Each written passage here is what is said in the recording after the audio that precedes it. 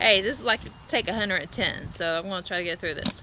Hi, Miss Cindy here. Happy Mother's Day for those of you who are watching this on Mother's Day. This is actually a present for my mom. She asked me to share Alabaster box with you guys. So happy Mother's Day. Thanks, Mom.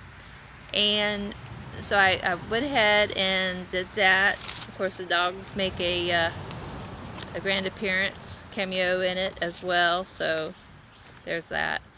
But with Alabaster Box, there's a couple of verses that I want to share with you that relate to the song Alabaster Box.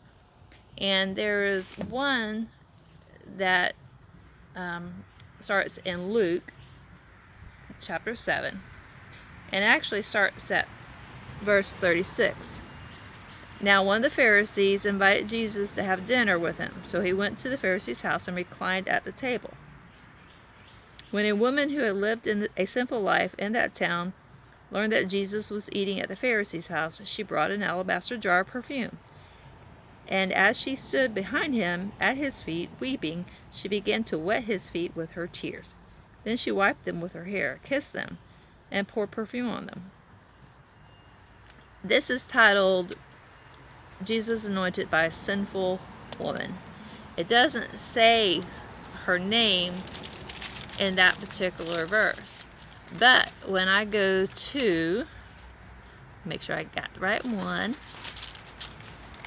When I go to John 11, when we see the death of Lazarus, and when Jesus brought him back, of course, we go to John 11. Now a man named Lazarus was sick. He was from Bethany, the village of Mary and her sister Martha. This Mary, whose brother Lazarus now lay sick, was the same one who poured perfume on the Lord and wiped his feet with her hair. So that helps us understand that the same woman in Luke is the one who, the sinful woman, is Mary, sister of Martha and Lazarus. And then we have seen in another verse where Martha and Mary have invited people over, and Martha's being busy in the kitchen taking care of the guests, and Mary is just sitting at his feet, just absorbing everything that he's sharing with the disciples and with the guests. So I think that's an important aspect of who she is, because she really appreciated the time that she had with Jesus. So then we get to the part that goes with Alabaster Box. And then we see John 12, 6 days before the Passover, Jesus arrived at Bethany, where Lazarus lived, whom Jesus had raised from the dead. Here a dinner was given in Jesus' honor. Martha served, while Lazarus among those reclining at the table with him. Then Mary took about a pint of pure nard, an expensive perfume, and she poured it at Jesus' feet, wiped his feet with her hair, and the house was filled with the fragrance of the perfume. One of the disciples, Judas Iscariot, who was later to betray him, objected. Why wasn't this perfume sold and the money given to the poor? It is worth a year's wages. He did not say this because he cared about the poor, but because he was a thief. As keeper of the money bag, he used to help himself to what was put into it. Leave her alone, Jesus replied. It is intended that she should save this perfume for the day of my burial. You will always have the poor among you, but you will not always have me. So again, she knows it's more important to spend time with Jesus and love on Jesus than it was to be busy. And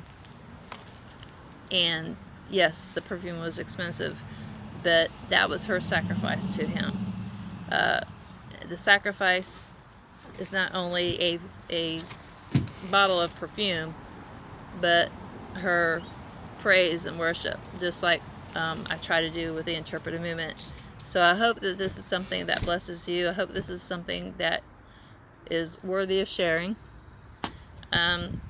And I'm sure you know the story, but it just serves as a reminder to us that we need to appreciate the time that we have, especially with the whole thing with this COVID-19, the time that we have with family, the time that we have with each other, the time that we have to share just like this is important, and we need to appreciate that. And when all this is over, just remember that our time is short, and to appreciate each other with the time that we have each other on this earth. And we'll see each other again afterwards, right? So amen to that. And like I said, happy Mother's Day, Mom. And to all you other mothers out there, have a blessed week. Thank you.